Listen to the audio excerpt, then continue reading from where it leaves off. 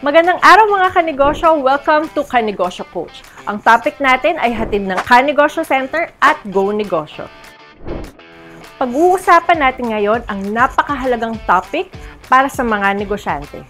Paano makaka-recover matapos bumaba ang sales? Normal lang na ma-experience ito, pero huwag kayong mag-alala, may mga hakbang na pwede mong matutunan or gawin para makabawi. Tara, simulan na natin. Unang-una sa lahat, suriin ang iyong mga gastusin at kita. Alamin kung saan ka pwedeng magtipid.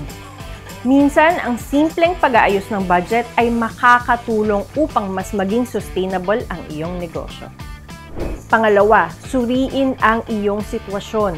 Tingnan ang mga dahilan kung bakit bumaba ang iyong sales.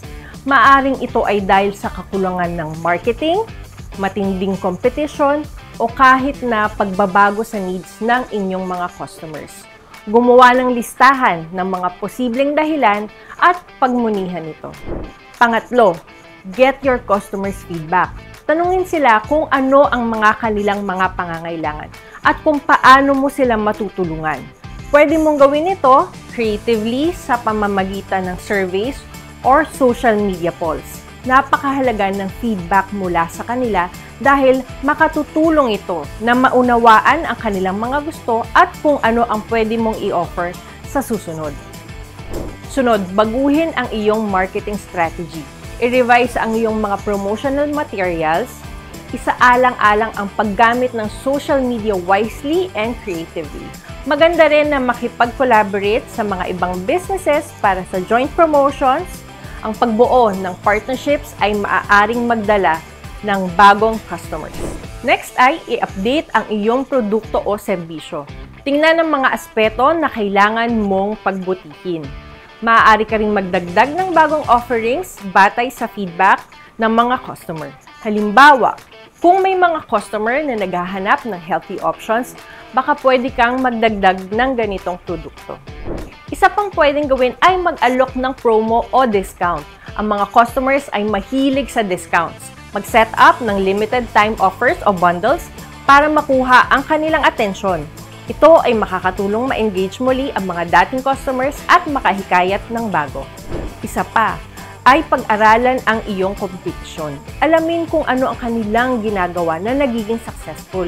Makakatulong ito sa iyo upang malaman kung anong mga strategy ang pwede mong i-adopt o baguhin sa iyong negosyo. Panghuli, maghanap ng bagong sales channels. Kung ikaw ay nakafocus lang sa physical store, subukan mo ring mag-online selling.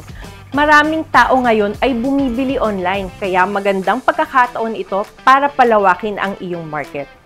Huwag mawalan ng pag-asa mga kanegosyo. Ang mga pagsubok ay bahagi ng pagnenegosyo. Maging open-minded at flexible sa mga pagbabago. Mahalaga na patuloy kang natututo at umaangkop sa mga pagbabago sa market mo. Yan mga kanegosyo ang mga hakbang para makarecover matapos bumaba ang sales. Tandaan, ang bawat negosyo ay may mga pagsubok pero sa tamang hakbang at mindset, makakabangon ka rin. Tiwala lang. At kung ikaw ay Cebuano Luwilier Kanegosyo Center member at kailangan mo ng dagdag puhunan, pwede kang mag-apply sa Cebuano Luwilier Microbiz Loan. Negosyo? Simple sa Kanegosyo Center. Panoorin din ang ibang kanegosyo coaching videos para sa karagdagang kaalaman.